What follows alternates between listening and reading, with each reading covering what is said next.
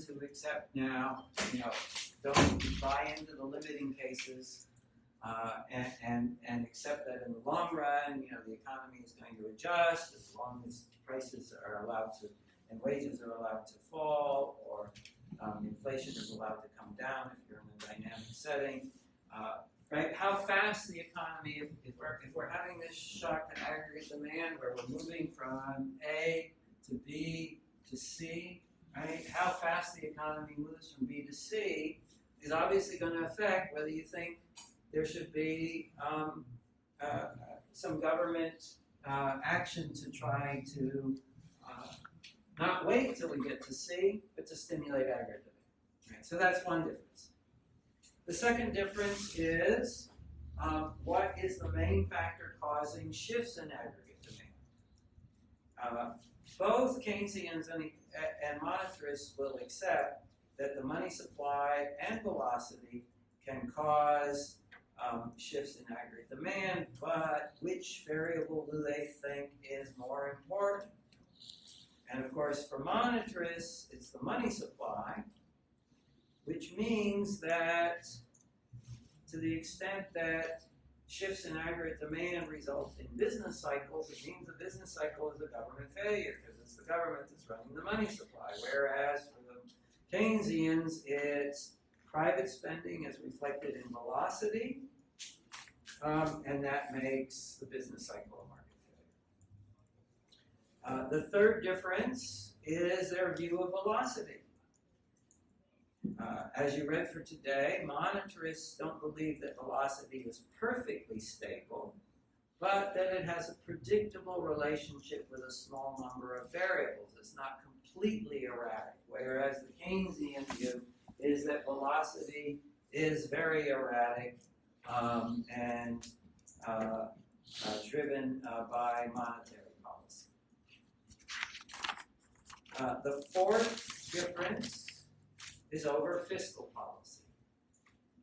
Keynesians believe that fiscal policy is a powerful way of stimulating aggregate demand because of the multiplier. Monetarists believe that fiscal policy is an ineffective way of stimulating aggregate demand because of crowding out. And finally, the fifth difference is that monetarists never accepted the ISLM straitjacket as a way of exploring the differences between the two theories. So those are the differences. They both have certain similarities. They have three major similarities. All right, now we're talking about orthodox monetarism and traditional Keynesianism. Both are aggregate demand theories of the business cycle. Right? It's not until much later that real shocks are brought into the story. Right? So both are theories, aggregate demand theories of the business cycle. They both depend on, they both rely, I shouldn't say depend, they both rely, they both turn to inflexible nominal wages. They have different explanations for inflexible nominal wages, but they both turn to inflexible nominal wages as the explanation for the upward sloping short-run aggregate supply curve. And that leads to the third point, which I'm just going to throw out there. I can't explain it in detail, but if you're explaining your upward sloping short-run aggregate supply curve based on inflexible nominal wages, right? And you translate that back into the labor market, right? And there was a hint of this in some of the readings, so you might have picked it up. Does that make real wages pro-cyclical or counter-cyclical?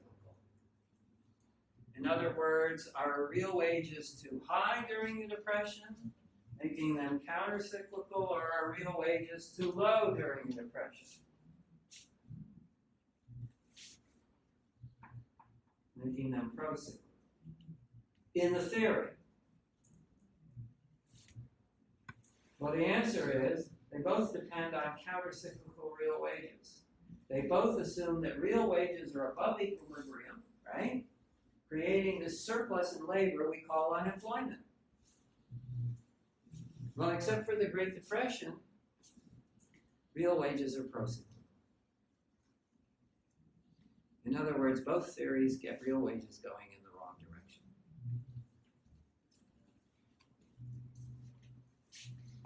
All business cycle theories get something going in the wrong direction. And we'll elaborate on that because that becomes that problem with both orthodox monetarism and traditional Keynesianism becomes one of the major motivating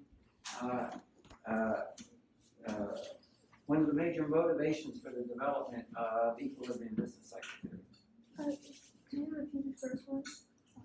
The first, which one? The first thing they have in common, or the first thing they disagree about? The similarity of course. First similar, they're both aggregate demand theories of the business cycle. Okay. Right? In other words, it's in both of them is a fall or a declining rate of growth of aggregate demand that causes the depressions or recessions. Can you repeat the first difference? It was the speed in which. Yeah, the speed at which the economy returns to long-run equilibrium. The speed at which the economy returns to the natural rate of unemployment and potential output. So who thought it takes longer? Well, who would you think? Who's more in favor of government intervention? Keynesians or monetarists? All right. Well, what would be the argument? Well, the market takes too long. Right? We can supplement the market with some government intervention. We can prove on what the market is going to give us. I also had a quick question about adaptive expectations. Doesn't the Fed come in every once in a while and say what they're going to do ahead of time? They do that.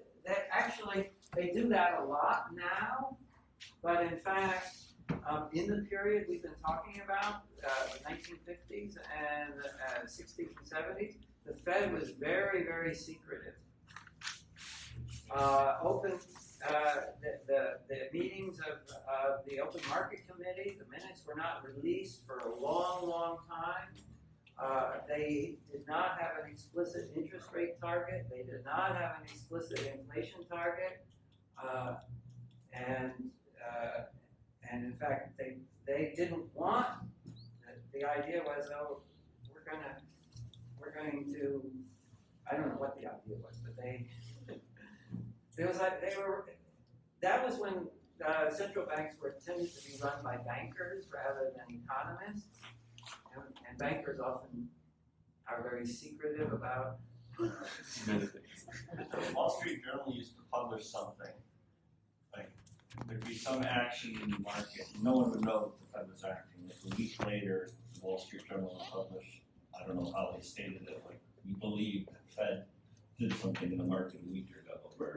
Yeah, the only way you could judge what the Fed was doing was by looking at the discount rate, which had an announcement effect, because it was the only thing that the Fed reported. But since discounts were such a small part of monetary policy, it really wasn't very much information at all.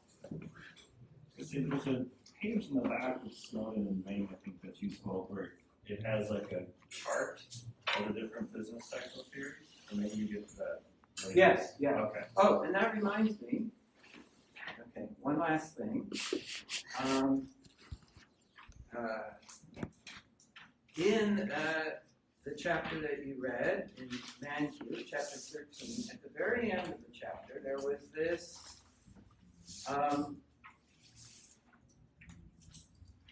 Well, maybe I should say that for next time. I probably have overloaded